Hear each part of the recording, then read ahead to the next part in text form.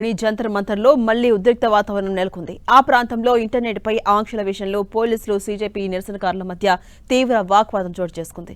ఈ క్రమంలో కొందరు నిరసనకారులు పోలీసులను లక్ష్యంగా చేసుకుని రాళ్లు రువ్వారు. దీంతో పరిస్థితి ఒక్కసారిగా ఉద్రిక్తంగా మారింది. పరిస్థితిని అదుపు చేసేందుకు పోలీసులు లాఠీలకు పనిచెప్పారు. లాఠీ చార్జ్ చేసి ఆందోళనకారులను చెదరగొట్టారు. ఈ క్రమంలో ఆందోళనకారులు పోలీసులపై తిరగబడ్డారు. పోలీసులపై ఎదురు దాడి చేశారు. దీంతో పరిస్థితిని కంట్రోల్ చేసేందుకు పోలీసులు టీఆర్ గ్యాస్ ప్రయోగించారు. అదనపు బలగాలను రంగంలోకి దింపి పరిస్థితిని అదుపులోకి తీసుకొచ్చారు.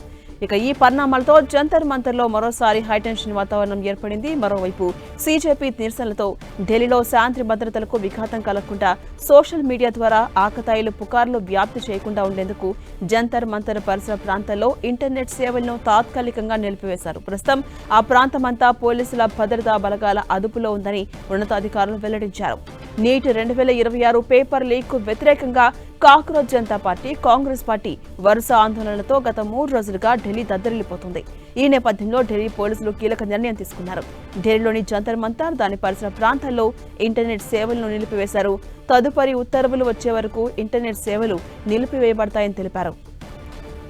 ఇక జంతర్ మంతర్లో వరుస ఆందోళనల నేపథ్యంలో ఆ ప్రాంతంలో శాంతి భద్రతలను కాపాడటంతో పాటు తప్పుడు సమాచారం వ్యాప్తి చెందకుండా నిరోధించేందుకు ముందు జాగ్రత్త చర్యగా ఈ నిర్ణయం తీసుకున్నట్టుగా అధికారులు స్పష్టం చేశారు. మరోవైపు నీట్ పేపర్ లీక్ వ్యతిరేకంగా విద్యార్థుల ఆందోళన, పార్లమెంటు వర్షాకాల సమావేశాల నేపథ్యంలో జంతర్ మంతర్ ప్రాంతంలో పోలీసులు భద్రతను కట్టుదిట్టం చేశారు.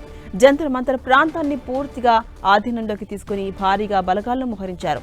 జంతర్ మంతర్లో ఇంటర్నెట్ సేవలు నిలిపివేయడంతో కాక్రోచ్ జనతా పార్టీ, ప్రతిపక్ష పార్టీలు తీవ్ర ఆగ్రహం వ్యక్తం చేస్తున్నాయి. శాంతియుతంగా చేస్తున్న విద్యార్థుల నిరసనను అణగదొక్కేందుకు మోదీ సర్కార్ ప్రజాస్వామ్య వ్యతిరేక చర్యలకు పాల్పడుతుందని విమర్శించారు.